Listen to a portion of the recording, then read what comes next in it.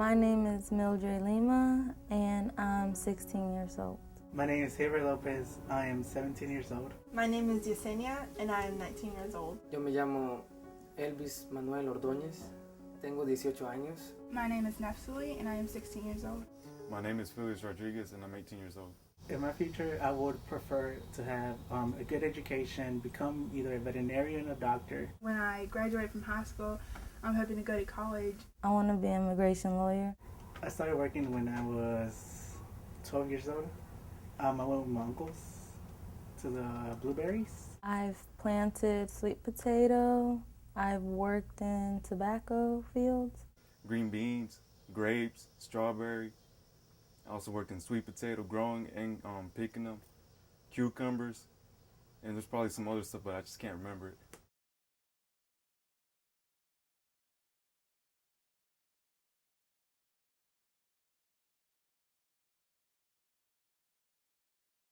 Children face a lot of different hazards in the workplace, from heat stress and extreme cold and those kinds of things that are really obvious.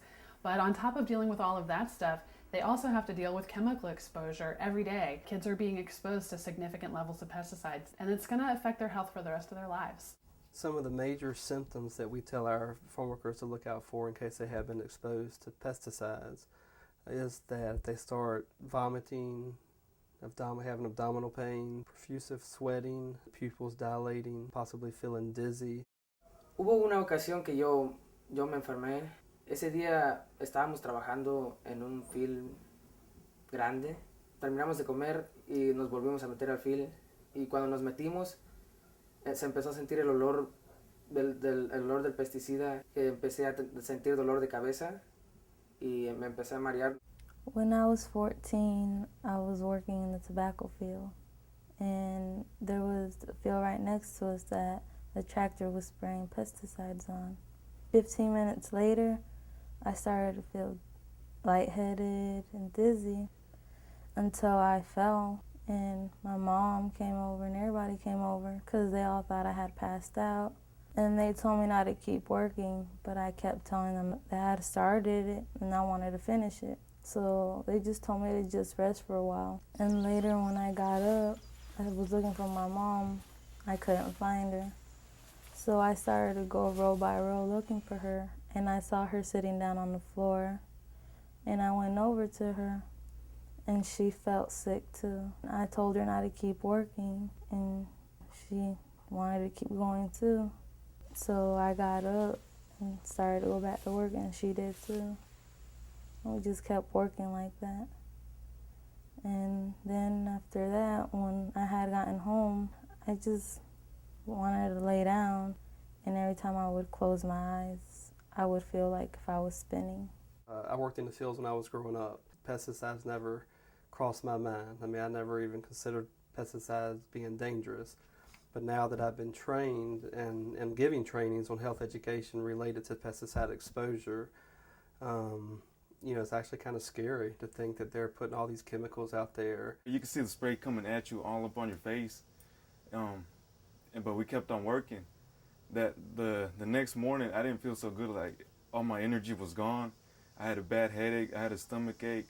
We hear all the time from farm workers and from outreach workers about conditions that are supposed to be illegal or against the rules. Things like spraying while people are in the field, not being told what chemicals are being used. Many of the farm workers we talk to have never been told about the chemicals that are being used around them. I was really young. I didn't even know what pesticides were. So whenever they were spraying the pesticide, I assumed it was some sort of fertilizer. All those things are against the rules. All those things are illegal. And I really think it's time elected officials started paying attention. The state should follow the law it has. It should make sure everybody follows it. If I came in contact with pesticides and felt like weird or dizzy, I would not feel so comfortable with talking to the supervisor. The bottom line of why people don't make complaints is they're just scared that if they do, they're not going to have any place to work. I wouldn't feel really comfortable talking about pesticides to the owner or a supervisor because they'll see you as nagging. Because they want you to work they just really want you to work. Casi siempre los patrones están gritándoles a veces a los trabajadores que se apuren, que hagan bien el trabajo. No les importa nada, nomás a ellos les importa que nosotros trabajemos. It's just so incredibly unfair that this is the price that we pay to have food, to have cheap food harvested by cheap labor, that we would do this to kids. It's just wrong. People are asking a lot about what they're putting into their bodies, and likewise, I think we need to ask a lot more questions about the people who harvested this food. Si yo pudiera cambiar algo, lo principal sería los jóvenes trabajando en los campos. I want the public to go to actually know what's going on. I want people to stop talking about fixing things and make a change.